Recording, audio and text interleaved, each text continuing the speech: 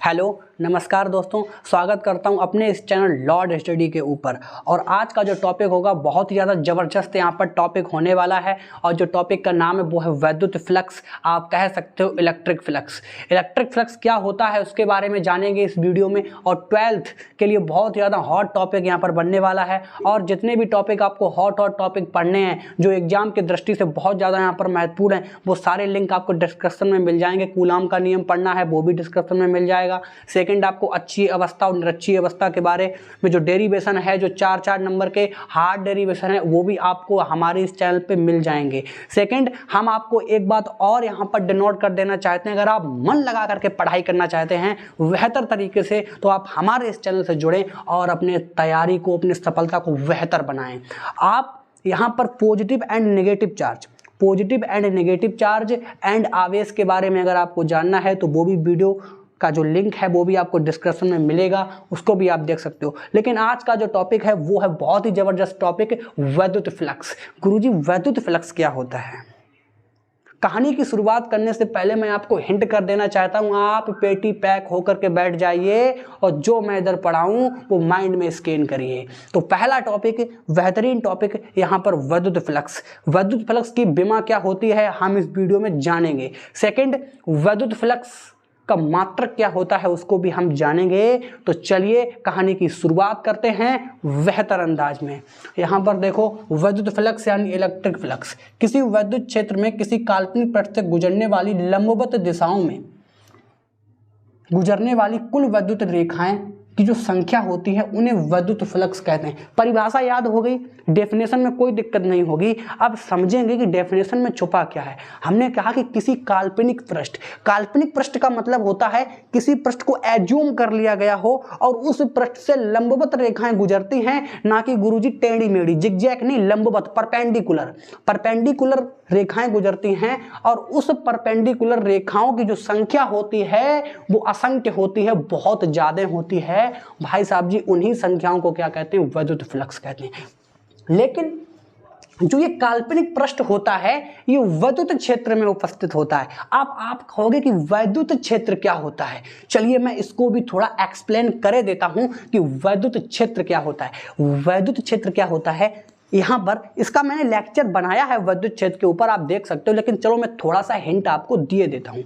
यहाँ पर मैंने क्या रखा गुरुजी? एक आवेश को रखा। लेकिन गुरुजी इस आवेश को मैंने कैसे रखा? इस आवेश को भाई साहब जी मैंने कैसे रखा? रेस्ट में रखा। रेस्ट का मतलब इस आवेश को मैंने विराम अवस्था में, देखो ना, इस आवेश को देखो कैसे में रखा ना, इसको हमने विराम अवस्था में रखा है। गुरुजी जैसे ही इसको मैंने विराम अवस्था में रखा गुरुजी, वो मैं क्या किया, मैंने जैसे ही रखा मैं तो चला गया पानी पीने। मैं पानी पीने गया, मुझे बहुत जोर से प्यास लगी हुई थी और जैसे ही मैं पानी पी करके वापस आया, लेकिन गुरुजी वो तो यहाँ का किंग बन गया। मेरे एग्जाम्पल को समझने की कोशिश करना कि यह किंग बन गया। किंग का मतलब जैसे ही मैंने इसको यहां पर आवेश को रखा उसने चारों ओर अपने इलेक्ट्रिक फील्ड यानी वैद्युत क्षेत्र जनरेट कर लिया। कहने का मतलब यहां पर मैंने इस आवेश को रखा, गुरुजी पानी पीने गया, पानी पी के जैसे ही वापस आया इसने तो गुरुजी वहां का बापू बन गया। इसने वैद्युत क्षेत्र, आप कह सकते हो इलेक्ट्रिक फील्ड जनरेट कर लिया।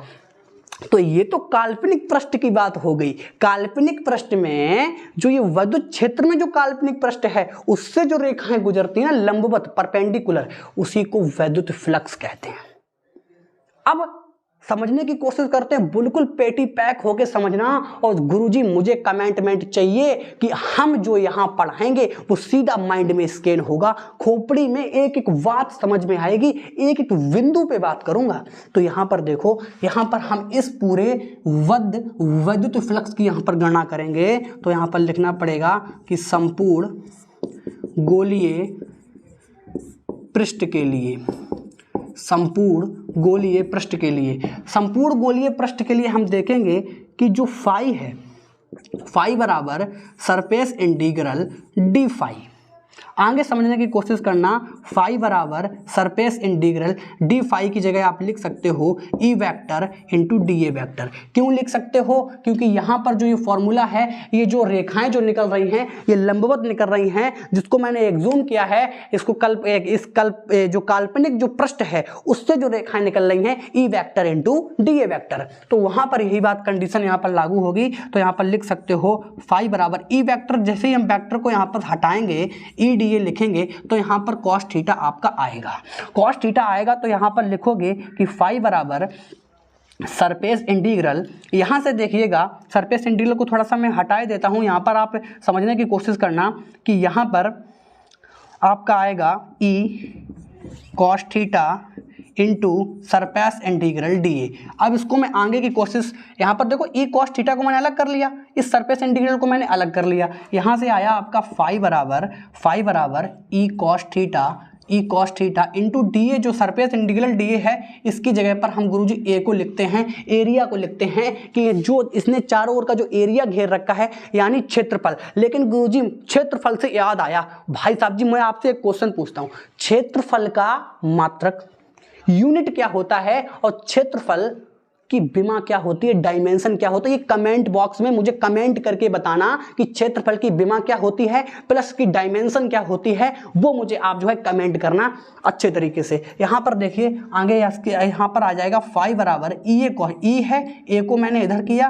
तो ये आपका आ गया कॉस थीटा, तो ये आ गई गुरुजी पूरी संपूर्ण वध जो आपका विद्युत फ्लक्स है वो आ गया phi is equal to E A cos theta.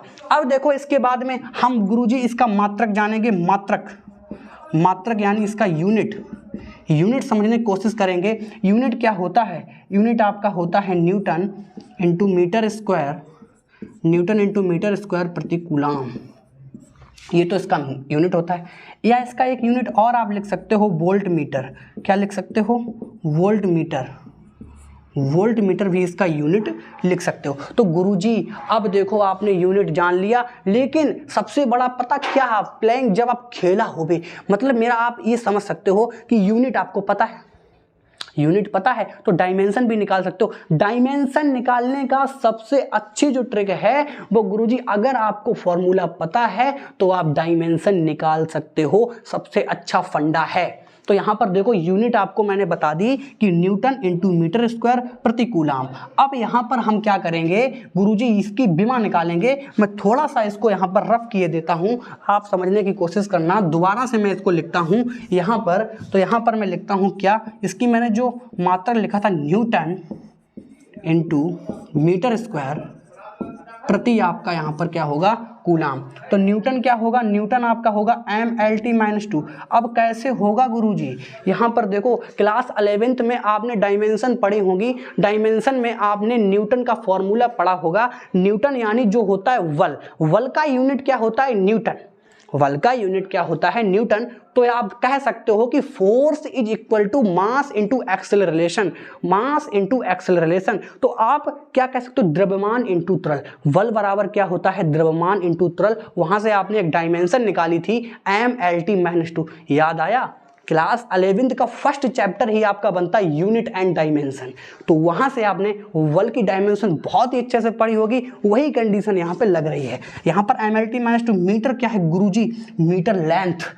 Metre क्या है, लेंथ। तो लेंथ क्या होती, L होती, स्क्वायर लगा तो स्क्वायर लगा दो, और प्रति का मतलब होता है बटे, और कूलम गुरुजी 80। आपने पहले ही चैप्टर पढ़ा था आवेश में मैंने चार्ज में जो लेक्चर पढ़ा हुआ है आप देख सकते हो, चार्ज में मैंने कूलम को अच्छे तरीके से यहाँ पर समझाया था, वो भी आप देख सकते हो। तो इसकी जो विमा होगी गुरुजी यहाँ पर देखो L क्या है, L मिलके आपके कितने हो जाएंगे L3, इसके बाद में MLT, T नीचे है इसको ऊपर ले जाएंगे तो ये काय का होगा, माइनस का होगा। जब A है, A को ऊपर ले जाएंगे तो काय का होगा, ये माइनस का होगा। तो ये भी आपका क्या हो जाएगा, ये आपकी डायमेंशन निकल आई गुरुजी, ये आपकी विमा निकल आई, ये आपकी विमा निकल आई।